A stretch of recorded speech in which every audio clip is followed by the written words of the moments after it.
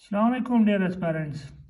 Dear aspirants, it's me, Saeed Numad, and today we are going to discuss a very important topic of Pakistan studies, that is War of Independence. As you all know, that War of Independence के बारे में मुख्तलिफ competitive exam में ख़ास करके CSS और PCS में कई बार पूछे गए हैं.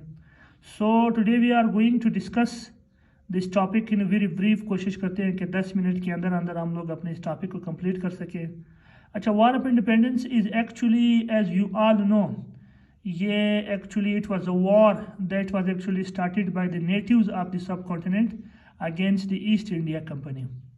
अच्छा, you must also know that कि ये जो था it was a failed attempt, जो कि फेल हुआ था due to the lack of purposeful coordination among the Muslims and Hindus.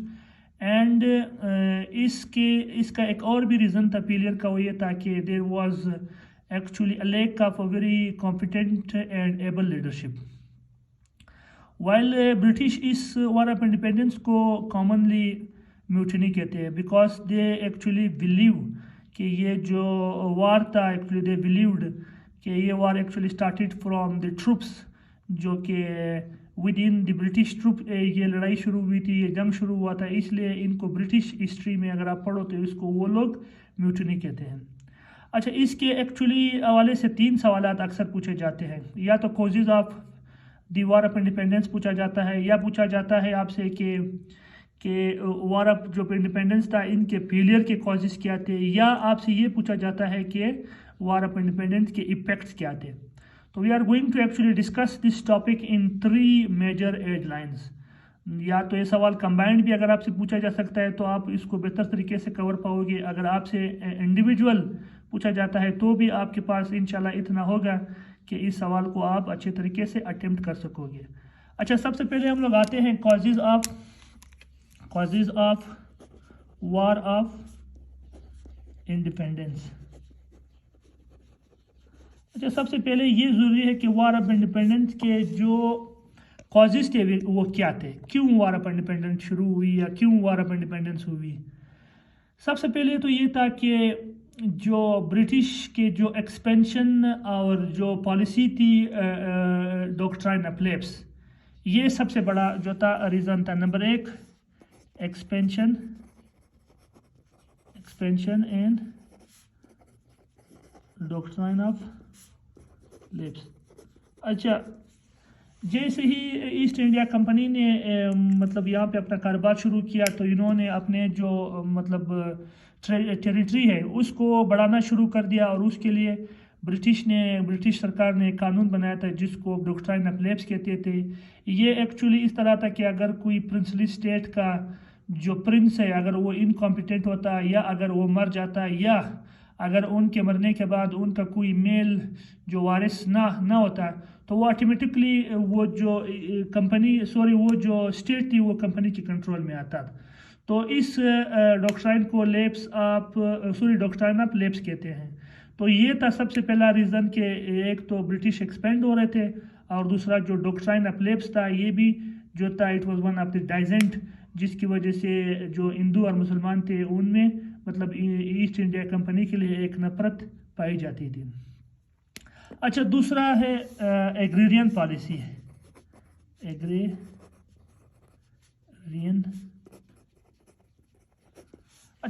Policy जो था एक्चुअली ये एक ब्रिटिश ने एक और पॉलिसी बनाई हुई थी कि आपको अपने एंसेस्ट्रल लैंड को साबित करने के लिए आपको डॉक्यूमेंट्स पेश करने होते थे. अगर आप डॉक्यूमेंट पेश ना करते तो वो ज़मीन जो है वो ब्रिटिश के पास चली जाती थी.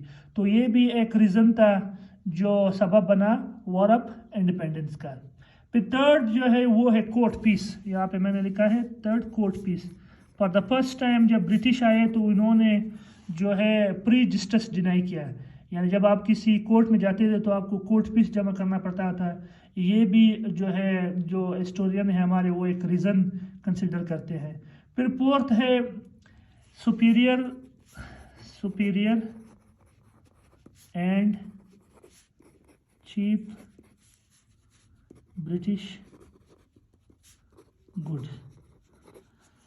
اچھا، اس کا مطلب کیا ہے کہ جب ایسٹ انڈیا کمپنی برصغیر سب کانٹیننٹ میں آئی تو ان کی جو مارکیٹ کے جو ایکچولی جو آئٹمس تھے، گڈس تھے، وہ لوکل چیزوں سے ایک تو بہت سستے تھے اور دوسرے ان کی کوالٹی سپیریئر تھی. تو جو لوکل لوگ تھے ان کے کاروبار پہ کافی اثر پڑا، اس لیے بھی لوگوں کو ایسٹ انڈیا کمپنی سے ایک طرح سے نفرت تھی. پھر نیکسٹ جو ہے، جو سب سے بڑا ریزن بنا وار آف انڈیپینڈنس کا، وہ ہے کنورژن آف مسلمز. کہ جو مختلف جو برٹش مرسنریز آئیں، انہوں نے جو ہے یہاں پہ مسلمانوں کو اور ہندوؤں کو کرسچینٹی میں کنورٹ کرنا شروع کر دیا. تو یہ بھی جو ہے ایک ریزن کنسیڈر کہا جاتا ہے causes of war of independence کا. پھر نمبر 6 پہ ہے کہ ریڈیکولنگ دی مسلم کلچر. اچھا، جب برٹش آئے تو مسلمانوں کا جو کلچر ہے وہ جو ہے انہوں نے ریڈیکیول کرنا شروع کر دیا. تو it is also considered as one of the causes of the war of independence. اچھا، 7 پہ ہے، وہ ہے annexation of the princely status.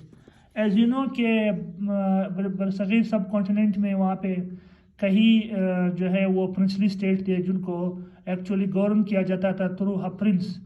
جب ایسٹ انڈیا کمپنی آئی تو انہوں نے بہت سارے جو پرنسلی اسٹیٹس تھے ان کو قبضہ کرنا شروع کیا اور ان کا جو کنٹرول تھا لینا شروع کیا. تو یہ بھی ایک ریزن تھا جب پرنسلی اسٹیٹس کے جو خود مختاری کو جب چیلنج کیا گیا تو وہاں سے بھی لوگوں کو بہت زیادہ جو ہے نفرت ہونا شروع ہو گیا. اور اس کا ایک اور ریزن بھی ہے، جہاں پہ بھی یہ کسی پرنسلی اسٹیٹ کو جب قبضہ کرتے تھے تو وہاں پہ بہت زیادہ جو ہے جو ٹروپس ہے وہ بے روزگار ہو جاتے تھے، وہاں پہ جو لوگ کام کرتے تھے وہ بے روزگار ہو جاتے تھے. تو ان لوگوں کا بھی جو ہے برٹش ایسٹ انڈیا کمپنی کے اگینسٹ جو ہے نفرت جو ہے بڑھنا شروع ہو گیا. تو یہ بھی ایک میجر کاز ہے وار آف انڈیپینڈنس کا. پھر نیکسٹ 2 جو ہے نمبر 8 پہ جو ہے وہ ہے ایک مومنٹ آف سید احمد شہید. اچھا، ایز یو نو کہ سید احمد شہید نے جو ہے بالاکوٹ کے مقام پہ برٹش کے خلاف ایک لڑائی بھی لڑی تھی، جنگ بھی لڑا تھا. تو جو جہاد موومنٹ تھا سید احمد شہید کا، وہ بھی کنسیڈر کیا جاتا ہے as one of the reason کہ لوگوں میں جو جہاد کا شوق ہے وہ بڑا اور لوگوں کو برٹش مطلب گورنمنٹ کے خلاف جو ہے بات کرنے کی ہمت ہوئی. تو it is also considered as one of the causes of the war of independence. جبکہ لاسٹ نمبر 9 پہ ہے وہ ہے گریسڈ